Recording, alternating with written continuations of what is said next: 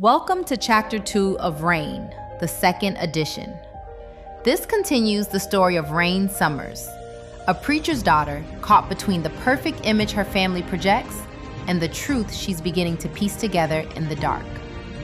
As Rain navigates a first date with Kevin, a boy who offers something she's never had, safety, her sister Michelle's own warnings grow more pointed, and the cracks in their family's foundation continue to spread. This video brings Chapter 2 to life with narrated audio and original visuals to help immerse you in Rain's world. Content note: this story deals with sensitive themes including trauma, abuse, and family dysfunction. It's ultimately a story about healing, but please listen with care. If you're struggling, resources are available. You don't have to face it alone. Chapter 2. Knowing. Rain woke before dawn, knowing before she was fully awake that it had happened again. She didn't need to check. Her body already knew, the way it always knew now, a sick certainty that had replaced the mercy of not being sure. She lay still for a moment, listening. Her father's footsteps on the stairs, slow and deliberate, fading toward his study. Her door clicking closed, the sound so ordinary it was almost worse than anything else. Her damp nightgown clung to her as she stumbled to the bathroom. Steam filled the bathroom as she scrubbed herself raw, the water scalding hot against her reddened skin. The jarring scent of soap couldn't mask the feeling of being somehow unclean. She'd been in there nearly an hour when Michelle's voice cut through the fog. "Rain! You're going to make us late." Rain turned off the water but didn't move. Her skin was bright red from scrubbing, tiny crescents where her nails had dug too deep. "Rain!" Michelle's voice sharpened with that protective edge Rain came to know too well. It was never lost on Rain how her sister always appeared in doorways when she hadn't been there moments before. Always with the casual excuse, grabbing a book, checking the thermostat, looking for her phone charger. Rain also noticed how her sister's eyes never quite focused on these supposed tasks. During these moments, Michelle would track their father's movements through the house, her body shifting subtly to place herself between him and Rain whenever possible. During family meals, Michelle would suddenly remember she needed to help Rain clear dishes, her hand finding reasons to rest on Rain's shoulder or arm. Quick, reassuring touches that seemed random, but never were. Rain, hearing her name screamed again through the door, snapped her from her inner thoughts. "This is the third morning this week," Michelle continued. "What's going on with you?" "Nothing. I'll be out in a minute." Rain heard Michelle's hand on the doorknob, testing it. After a moment, her sister's footsteps retreated, heels clicking sharply against the hardwood floor. Rain pressed her forehead against the cool tile wall, trying to steady her breathing. She couldn't explain what she didn't understand herself. When she finally emerged, Michelle was waiting in the hallway, already dressed in her signature style. Fitted jeans, cropped jacket, makeup perfect. Her eyes, so much like their mother's, studied Rain's face with an intensity that made Rain want to hide. "You look like you haven't slept. Again." "I slept fine." Rain tried to move past, but Michelle shifted, blocking her path. "Don't lie to me. I heard you get up in the middle of the night." Rain felt her chest tighten. "I just had to use the bathroom." "3 nights in a row?" Michelle's voice softened, worry replacing accusation. "Rain, if something's wrong, if someone's hurting you..."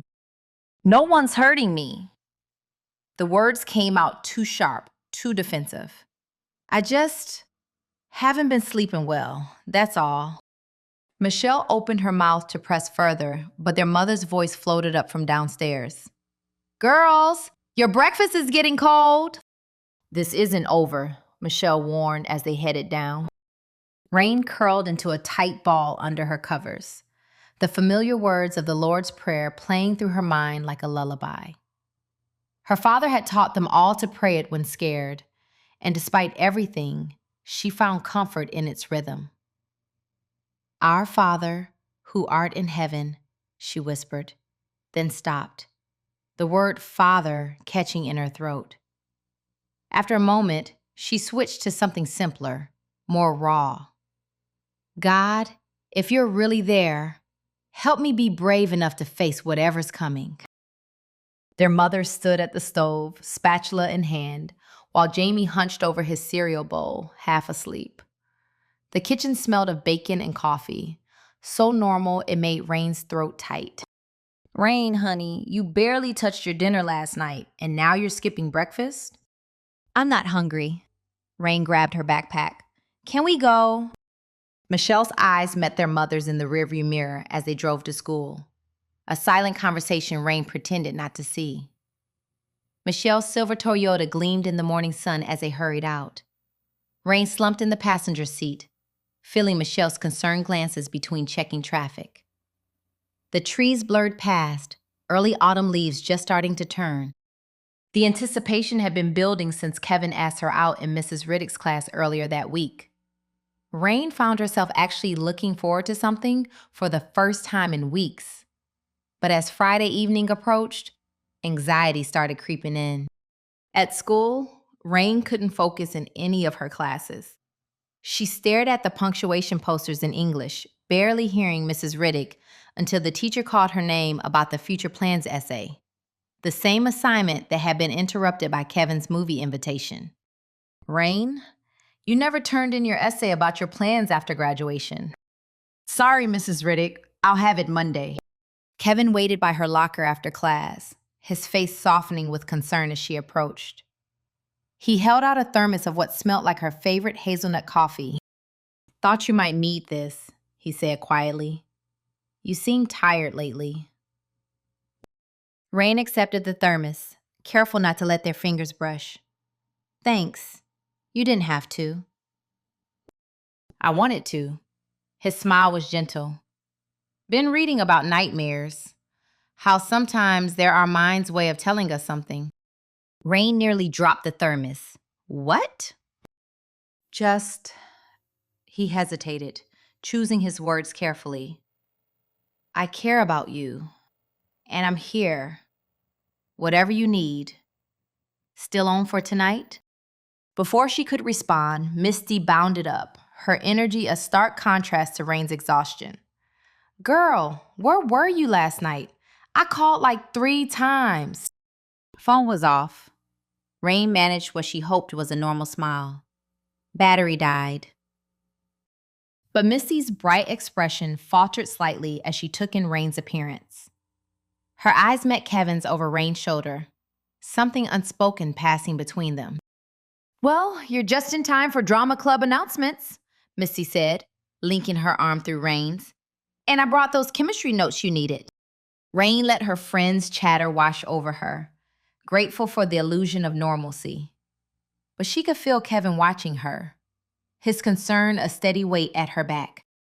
The local diner was quiet at this hour, sunlight streaming through wide windows. Rain ordered a salad she barely touched while Kevin told her about his family. His late father, his mother's remarriage, his stepfather's business. His voice was warm and open, making the space between them feel safe. "What about you?" he asked. "What's your family like?" Rain pushed lettuce around her plate. "Complicated." "Yeah?" Kevin's voice was gentle. "How so?" "Just a lot of pressure. Being a preacher's kid, you know? Everyone expects you to be perfect." Kevin nodded. "Must be hard, living under that microscope." "Sometimes I wish—" Rain trailed off, not sure how to explain the growing darkness in her perfect-looking life. Kevin reached across the table, his hand stopping just short of hers. "You can talk to me. About anything."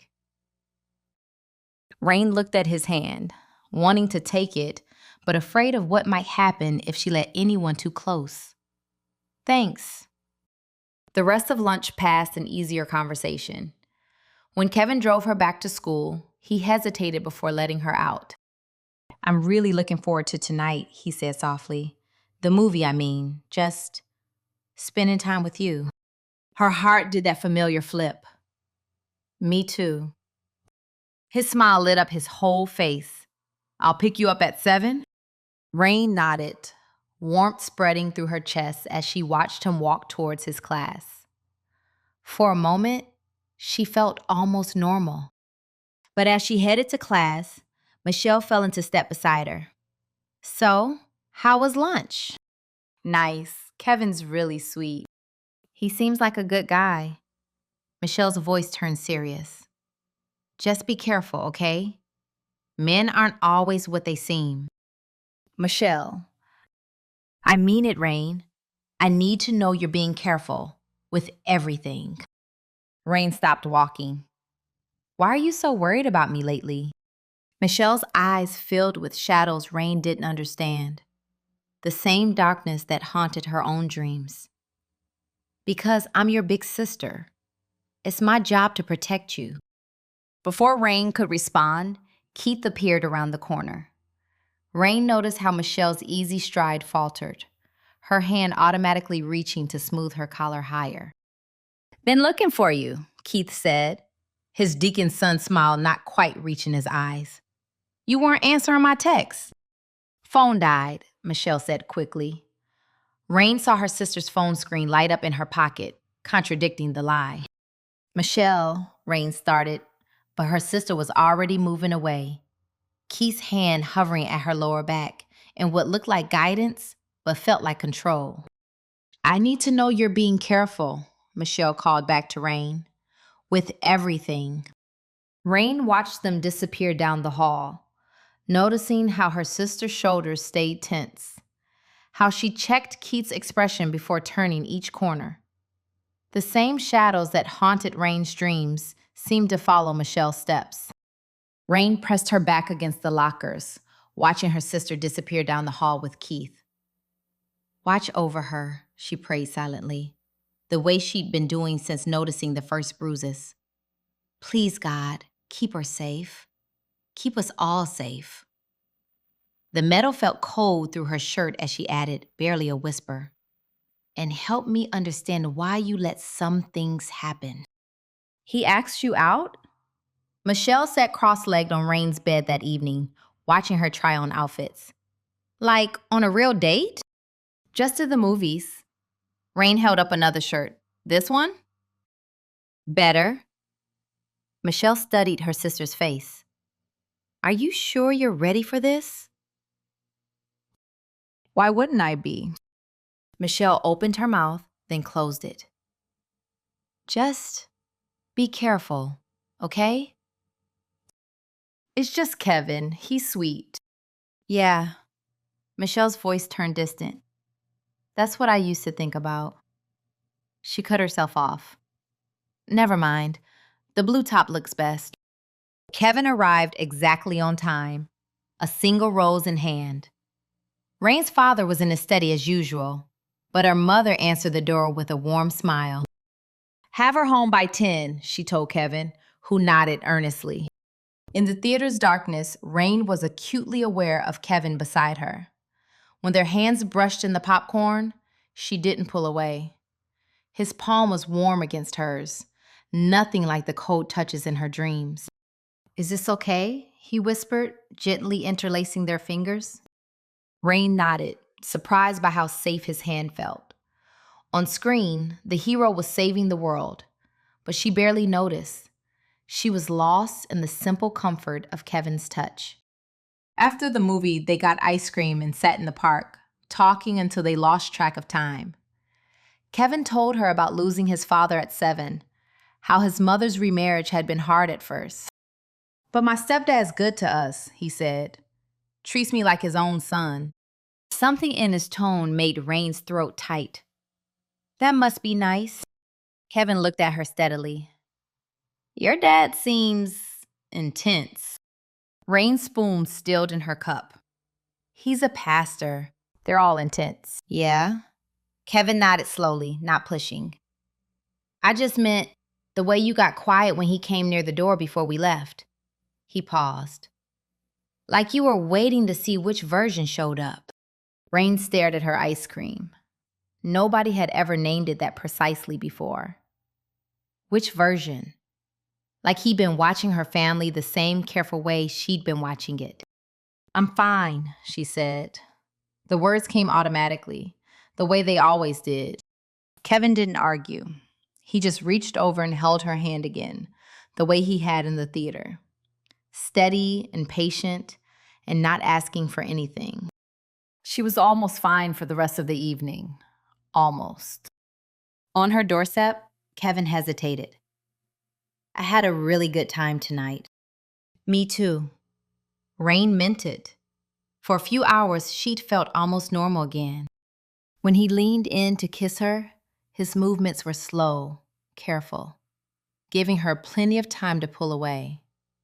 His lips were soft against hers, sweet and gentle. But as his hand touched her waist, panic flared in her chest. She jerked back, heart racing. "I'm sorry," Kevin said immediately. "Too fast?" "No, it's not." Rain wrapped her arms around herself, trying to stop shaking. "It's not you. Hey." His voice was soft. "We can take things as slow as you need. No pressure." Inside, Michelle was waiting on the stairs. One look at Rain's face and she was on her feet. "What happened? Did he—" "No," Rain said quickly. "Kevin was perfect. He's always perfect. I'm the one who's broken." Michelle pulled her into a fierce hug. "You're not broken, you hear me? You're not broken at all." But as Rain lay in bed that night, she wondered if that was true. How could she have a normal relationship when she couldn't even handle a simple goodnight kiss? How could she explain reactions she didn't understand herself? The darkness pressed in, bringing with it memories of other touches, other nights. Rain curled into a tight ball, willing herself not to dream. Questions would keep her awake tonight, staring at the ceiling, willing herself not to remember why she was so afraid to sleep, or why her sister's warning earlier at school felt like more than just protective advice. That concludes Chapter 2 of Rain, 2nd edition. Stay tuned for Chapter 3. Rain is about to say something out loud that she's never told another living soul. In the meantime, you can download the first 4 chapters completely free right now at www.breakofdawninc.com/books/rain. And don't forget to pre-order Rain today, so you're the first to get your copy when it releases on August 27th. Subscribe so you won't miss the next upload, Chapter 3.